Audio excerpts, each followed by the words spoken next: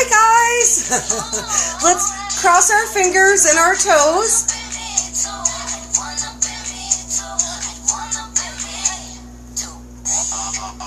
Look, let's hope I wanna be me. Holy man, the internet has been weird on me today. But we're gonna try to do it. We're gonna do our best. It's Mondays are MUK'D, Mermaid, Unicorn, Keto. And we're gonna hang out with Spirit Warrior Wende.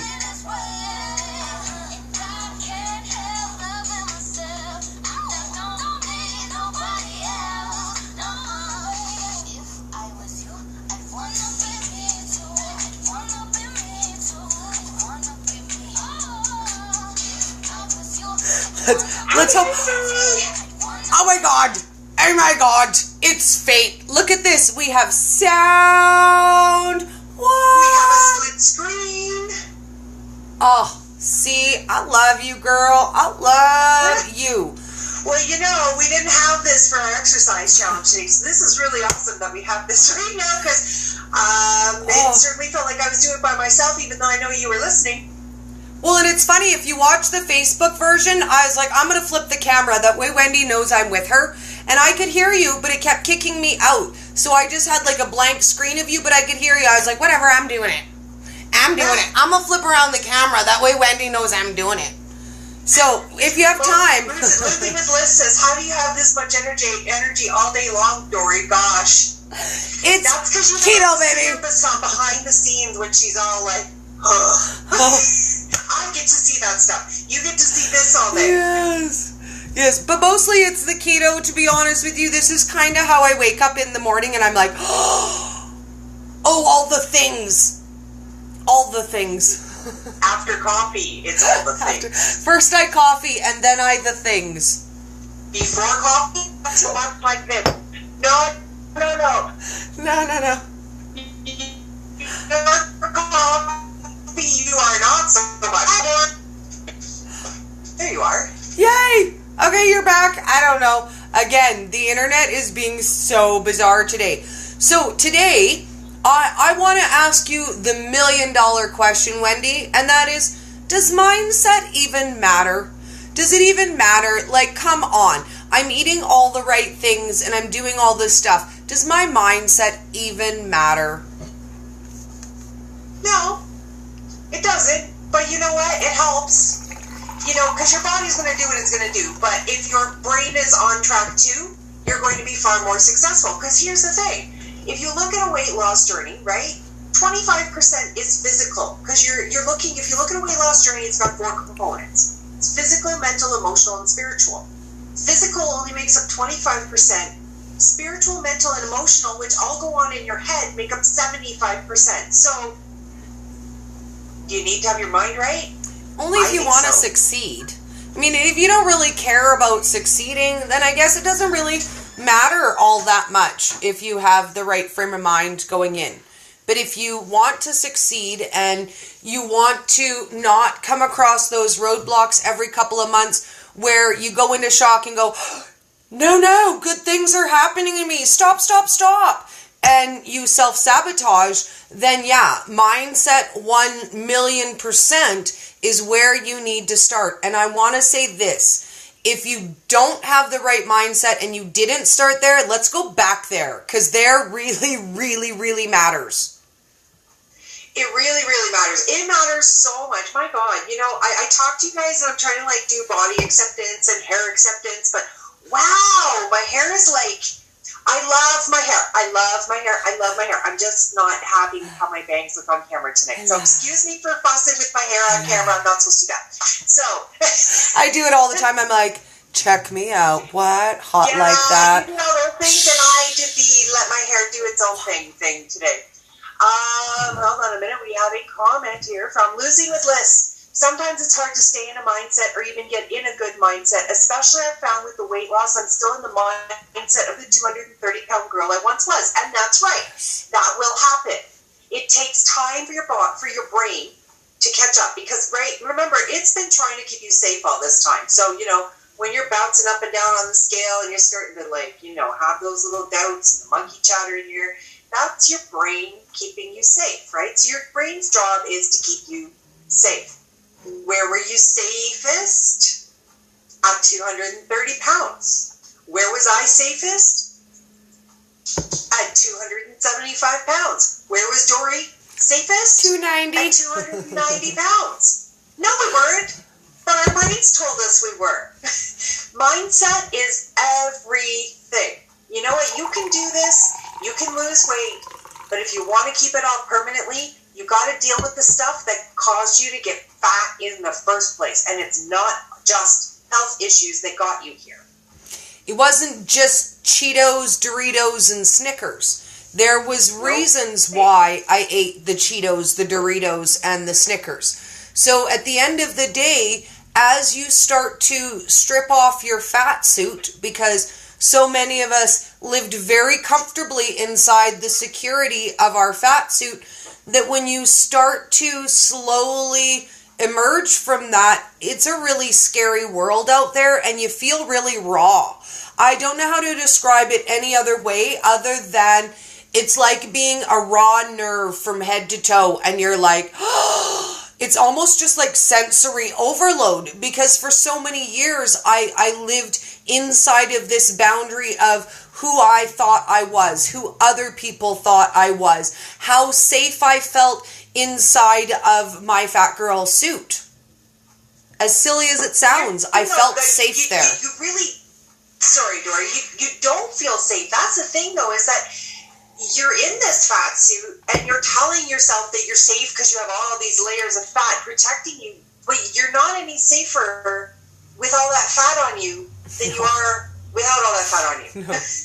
I actually was thinking about something yesterday, and I want to quickly touch there. I know it's not where we're going today, but I was thinking to myself that one day we needed to do a live about all the really awesome excuses. Now, there were a lot of things that were in my head, and it went like this.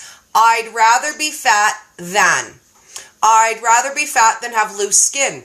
Hello, I have that. I'd rather be fat than have saggy boobs.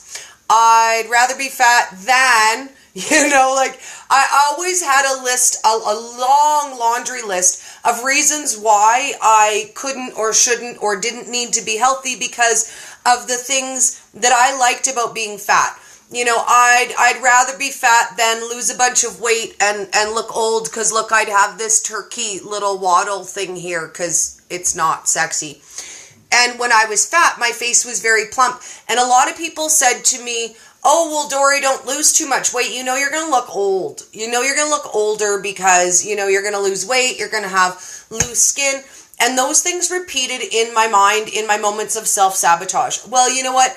I'd rather be fat than this anyways, so I can totally have a half a box of donuts, because I'd really rather be fat anyways. And that's a really sad place to be. We do have a couple comments here I want to pull up. So, Kathy Ashton says, thank you for all of your positive insights. It's really helped me change my mindset. Mwah.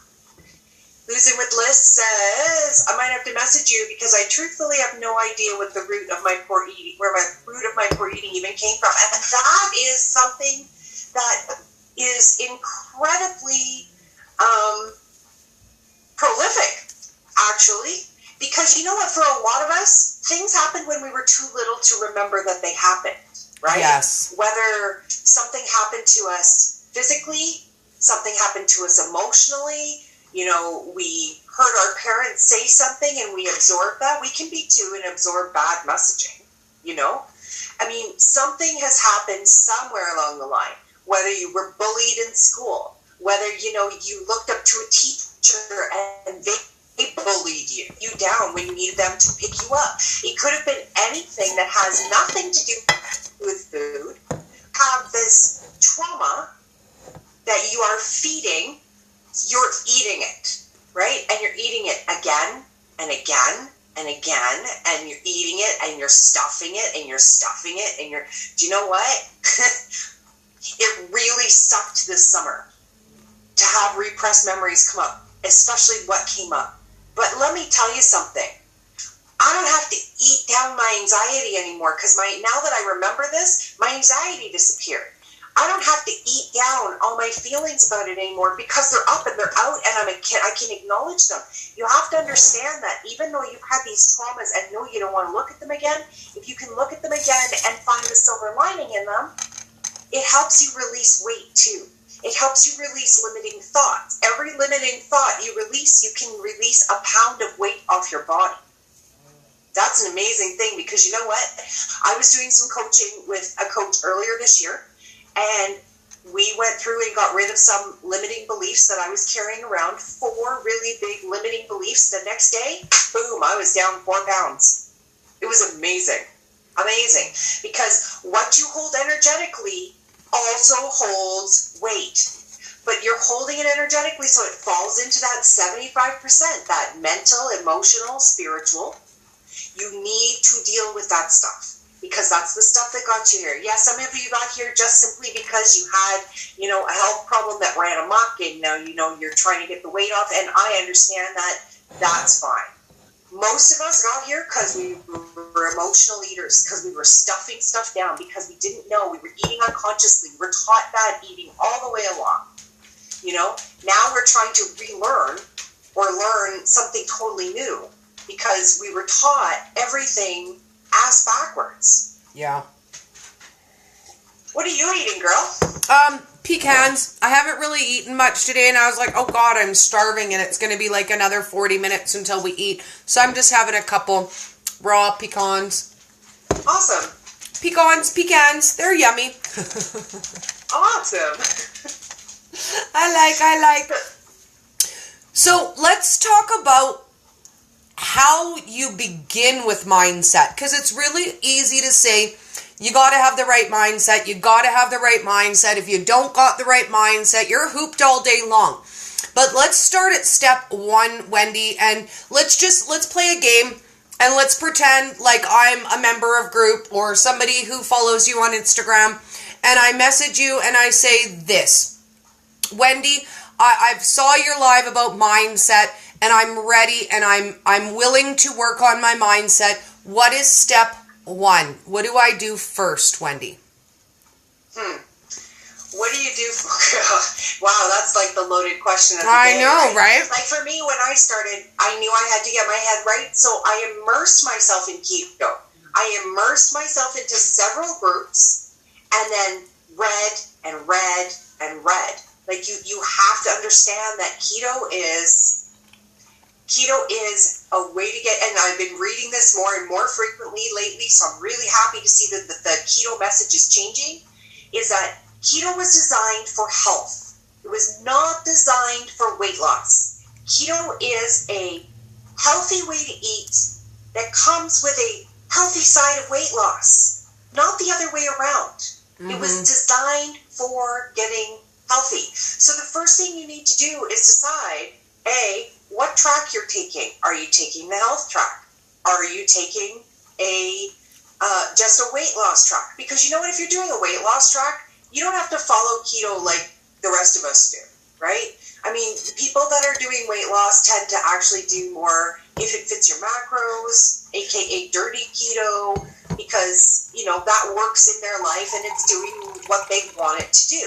For those of you that are following it for health, you need to get your head around the fact that there are foods that are going to cause you problems. And it's funny that you bring this up, Dory, because I personally am struggling. I sat and had a video conversation with Dory last night, and I was crying on this conversation because I'm like,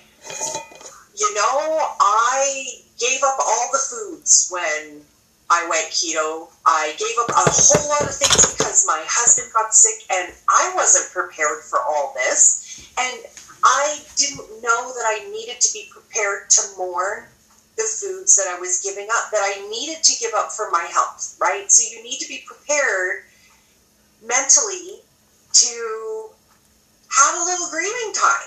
It's okay to grieve a little bit because you are changing things so dramatically, and you know that if you're doing it for health and these things cause you problems, you probably can't put them back in your diet. So I went through this whole period of grieving about all the foods I had to let go of. I was really mad when I had to let go of dairy, right? But again, that was another, I had to get my mind around it. I had to, work on how do I do this? Okay, so now I know the how. Why am I doing it? Like, I always immerse myself into the reading of it and getting that information. Then I go out and I ask all the questions that I need, right? So get your head right by going and getting that information. Empower yourself. Get the information you need.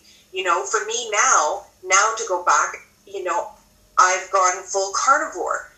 This is really difficult for me. I love food. I love all kinds of food. I have always been the easiest person on the planet to feed.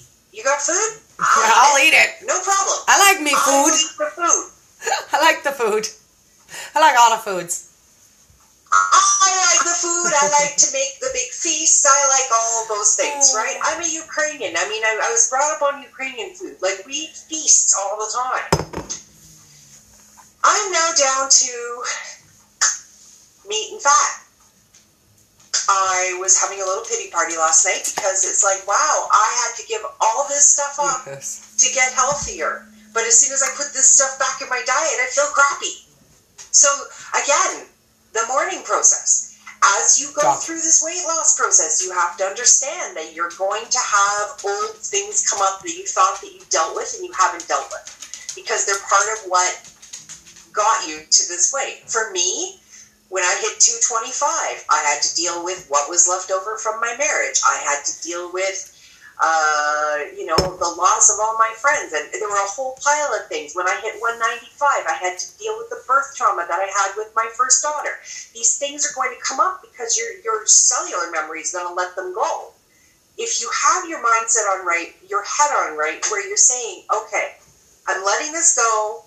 This is for my best well-being, my greater, my highest good, however you want to phrase it. You know, this is going to be better for me to let this up, let this out, let it heal. Because once you let it up, let it out, let it heal, you all of a sudden just energetically feel lighter. You know? The more of these things that you can let go, the less chance you are going to have of going back to that emotional eating that got you here in the first place. So you have to deal with all that emotional crap that comes up with it. But no one tells you that all this emotional crap's going to come up. They just tell you, get your head right, eat the right foods, you're going to be fine. It's not quite that simple. Well, because what else do you say, right? Like, what else do you say? Nobody, I don't know anybody else who's tackling the in-between stuff other than us in this format right now, because there are so many other things that come up that people just dismiss as part of the weight loss journey because it doesn't have anything to do with your scale moving. But I will say that I think when it came to losing weight and losing touch with what my body looked like, that really happened to me in a hardcore way. You and I have been working on this for months on a regular, and I'm still, sometimes I'll walk by a window and I'll be like, oh, that's what I look like. Oh, I look cute in this outfit. Not shallow, you know, hashtag not vain. But I will literally walk by and not recognize my own reflection and be like, oh, that is me. Look at how cute I look. And not like fat girl trying to look cute, but like actually like I meant that outfit to look cute. And I'm like, oh wow, I look like that. And I'm really shocked even now on the regular because I look at myself, I'm looking at myself right now. It's not the same as when you catch a glance of yourself out of the corner of your eye and you're like, oh my God, that is me. That's what I look like. Oh my God, look. And I was looking through some of the pictures from KetoCon, and I came across my picture of me with Matt and Mega. And I was like, you know what? Comparatively wise, when I look at me standing next to her, we're almost exactly the same size. But I never thought that was what size of person I am. Like when I look at her, I think, oh yeah, she probably wears a size small shirt. But when I go out and buy a size small shirt, you've seen me have a fit. I've been having fits over this. I don't feel like I should be a size small, but yet I can stand next to somebody else that I'm like, oh yeah, she's definitely a small. I'm the same size as her, and I don't see it. In my head, I should still be a large or a medium, and I make all the excuses. vanity sizing, this is a stretchy, that's, a very loose fitting small, but I'm literally to the point where an extra small is baggy on me. So why don't I see it? We've been working on it for months and months. I'm trying. It's a process. It's not today's the day I wake up and it's all going to be better. It takes a long time wrapping your brain slowly around. Yeah. Oh, yeah. Body dysmorphia doesn't just disappear overnight. No. You know something? I mean, any of you that follow me on Facebook, you saw some pictures of me out on the lake yesterday. I'm wearing a bikini. I'm looking pretty tiny in that bikini, but let me tell you, when I first saw those pictures, I was waiting for the fat girl to jump out of the picture. Still, it takes time for those neural pathways to rewire themselves. Liz is asking, how do you let go of these things without closure? Sometimes, Liz, you have to let go of things without closure because it's best for you. So, okay. I will give you go ahead, Jordan. We were actually talking about this just the other day. Because my biggest issue is seated in my, my daddy didn't love me, daddy didn't want me issues. And my father has passed away. So there is no resolution with that. And you and I had this conversation. And I was like, but I just can't let it go. And you're like, you just have to let it go. And I'm like, but I can't. But I just can't. And really the answer is you just have to. And since I was 17, I've gone through this process knowing I need to let it go, knowing that holding on to that only hurts me, knowing that he never cared. I'm only making myself sick over it.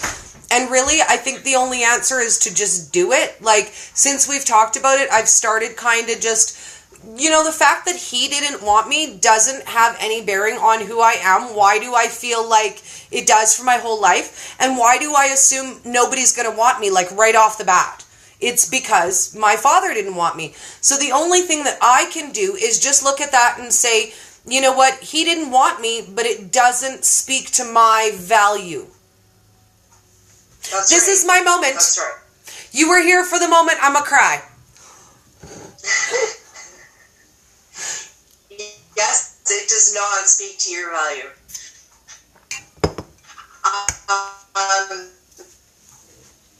An example from my life, 5 years ago, I was the guy that got fine, which was fine. One day it was, I love you, you're my everything. 36 hours later it was, I can't do this, and with no warning. Yeah. No warning whatsoever. I can't do this anymore, I'm leaving. And within 5 hours had all of his stuff packed up and he was out of my house and gone with zero explanation. I was absolutely devastated. Devastated beyond anything I had ever been before.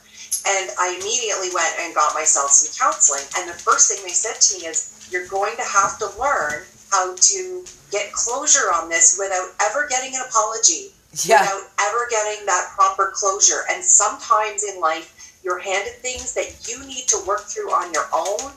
You forgive yourself for your part in it, no matter what it is. Because you know what? Every situation is 50% you, 50% them. Yeah. You're not perfect, they're not perfect. Okay? Even if you were perfect, there's still something in there that you could probably forgive yourself for. You forgive them because not forgiving someone is like drinking poison and expecting your enemy to die, okay? You're festering inside if you're not going to forgive them. So let that crap go, all right? Forgive the situation, and then eventually you will learn to let it go. I have learned to have closure from that relationship without getting closure from the guy when I should have gotten it.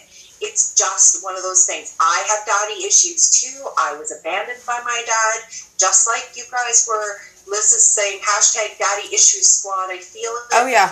Absolutely. When you're abandoned, you are constantly working yourself. Everything that you do comes from that core of abandonment. Everything that you do comes from that place where you were abandoned.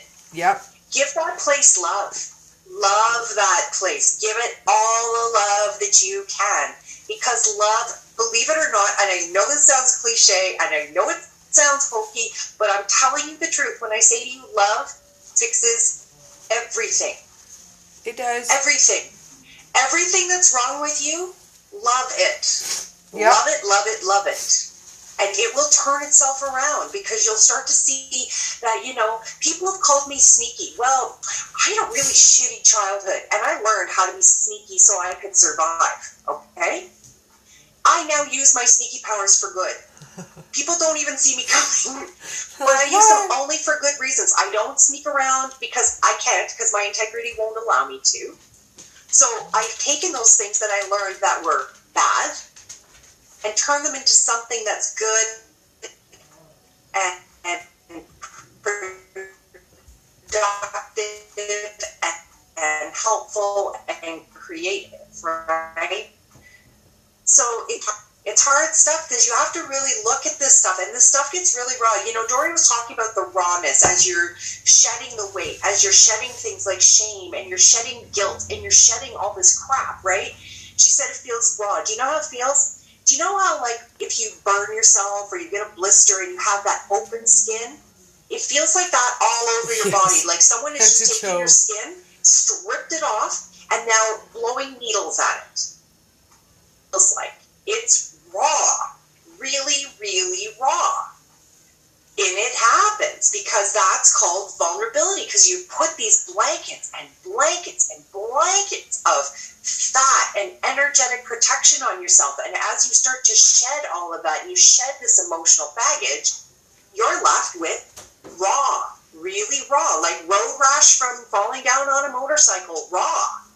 Yeah. That's how it feels. It feels that intense sometimes. Well, and it's all the things that I thought would get better on their own, I think are worse. Like, this is kind of a funny example, but just roll with it. Now, for example, you would think after being 290 pounds, you would think that, when a guy messages me on the internet or comes up to me on the street and hits on me, I'd be all like, oh, thank you. Thank you. I've been waiting for this so long. I've been waiting to be thin enough for somebody to think I'm super hot. And it really ticks me off. Like, I'm like, what? What? Are you kidding me right now? Boy, you better back up off me. You better back. You know what? You were the same D-bag who was saying I was too fat when I was 290 pounds. And you want to message me now and be like, girl, you hot. And I'm like, no. What I am is ticked off and insulted. That's what I am. I am ticked off at you right now. So instead of being all like, oh my God, I'm so flattered, I'm instantly like, I don't like you. Who are you to message me and be like, I like you, you're so pretty, I can tell how awesome you are. You don't like me, you don't even know me, dude, back up off me. And I get all salty.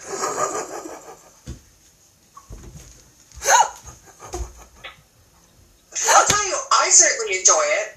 I'm not going to lie. I certainly enjoy it when my husband and I go places and people come up and they're like, you look fantastic, wow, you're really hot. Yeah, thanks, you know what? And then I go and tell my husband, who goes, and you're all mine.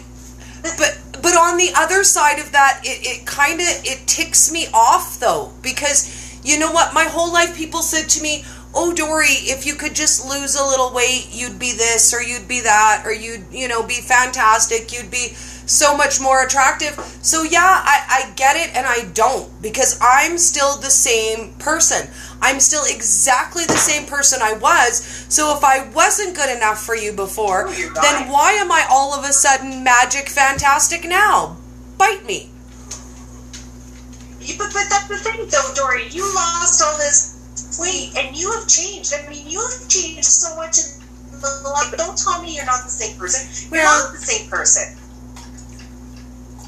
I guess in some ways yes, in some ways no. No, I guess.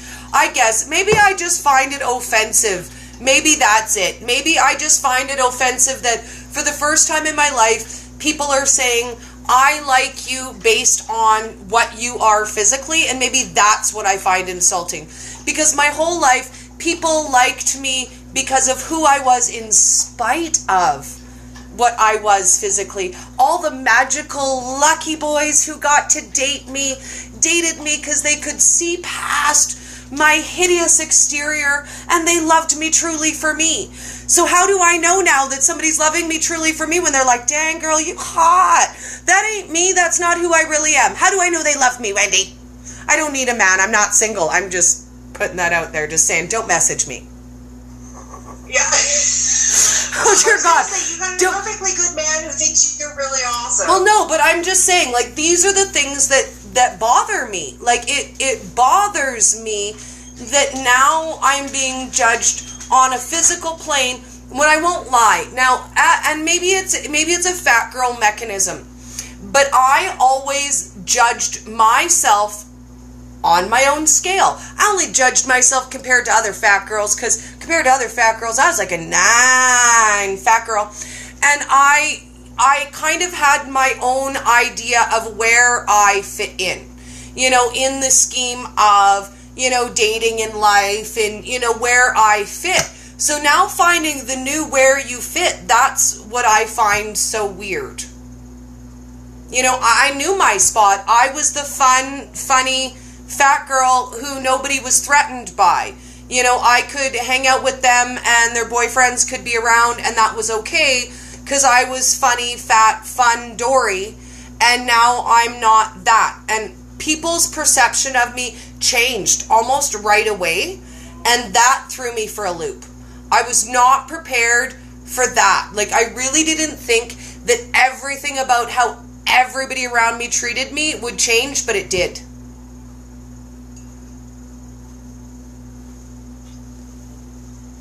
You're all frozen. Oh, there you are.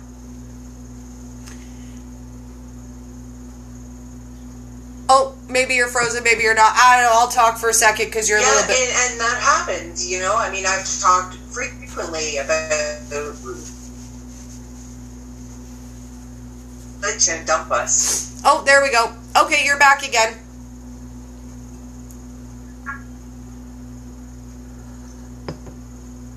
Technical. Okay. Oh, I love technology. Listen, go for answering my questions. I'll message you for some more advice. Thank you so much. No problem. And I do coaching by the hour for those of you that aren't looking for a full coaching program. So if you're looking for some coaching and you need even half an hour of time, let me know. Reach out, message me, because I do offer coaching services, little tiny amounts of time, just ever it is that you... Sorry. Oh, it's all good. You were so frozen. So while you're doing that, I'm just going to reiterate that if you need just little snippets of coaching, you can get a hold of Wendy for that too. She does have by the hour, by the half hour. Yay! And I think you're unfrozen again, so it's your turn. This is so fun today. I love technology, just saying. Yeah, I'm all... Today has been not good in terms of technology. All day long, it has been a struggle. Because Instagram is giving me such a hard time.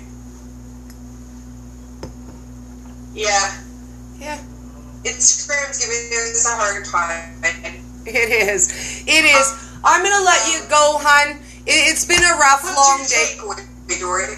I'm going to say that my takeaway is the beauty of having issues with your mindset is it's your mind and you can change it anytime you want to. It doesn't have to be next week, next month, next year. You can literally change your mind right now in this moment, and it's like a light switch. Literally, it's like a light switch. When you change your mind, everything about your life changes, and you have the power to do that. Only you have the power to change your mind, and nobody can stop you from doing it. That's right. That's an awesome takeaway. So on that happy note, while we still have internet, we love you guys. Thank you so much. If you like what you see, like, share, follow. We appreciate you so much. Goodbye, doll. Thank you. Okay, so we're sorry about all the glitchies, guys. I don't even know. We do the best we can. We try to power through it. I will say all the way across the board, all the mediums seem to be off today. Instagram, Facebook, all of it. But we really appreciate you coming and hanging out with us. And you know what? Sharing this journey with us all the way along. Because we think of the things we want to talk about because when you guys reach out to us and the things that are happening in our everyday lives that we feel compelled to share with you, because not everybody talks about these things on the regular, and we really appreciate you taking the time to, talk about some of the offbeat stuff with us. So we really appreciate it. Have a great night, and like Wendy said when she was all glitchy at the end, if you enjoy what you're seeing, make sure you like, share, follow, and we will see you again next week for Mondays Are MUK'D. Have a great night, guys. Thanks so much for coming and hanging out with us.